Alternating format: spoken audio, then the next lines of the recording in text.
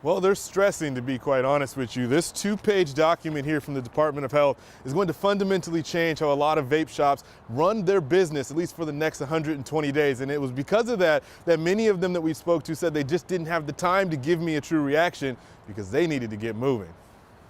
This little box saved my life. Please, please be logical. By midday Thursday, the ban on flavored cartridges for e-cigarettes and vape pens took effect.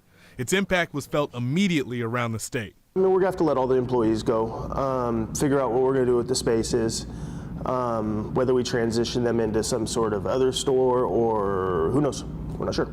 In Olympia, there were reports of threats made to the Department of Health over the ban decision. Department officials in a statement wouldn't confirm the details of the threats, but said they were working with law enforcement. Governor Jay Inslee signed the executive order in September following several cases of people, mostly teens and young adults, getting sick and in some cases dying. The Washington State Board of Health approved the ban that extends to February of 2020. Sellers will now also be required to post warning signs about the risk of vaping-related lung diseases. We started this to help people, man, and I'm not going to change my motives. If I have to be on the corner of the street like you sell flowers to be able to just give proper information and proper education. Back here in Seattle, several vape shops that we reached out to said they couldn't comment right away as they try to adjust to the new rule.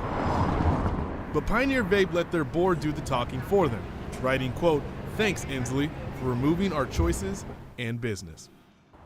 Now, just to recap, that ban that went into effect today is for 120 days. So that's February 7th of 2020 is when that'll be up. And the ban also includes flavored THC cartridges as well. For now, here in Seattle, I'm Tony Black, King 5 News.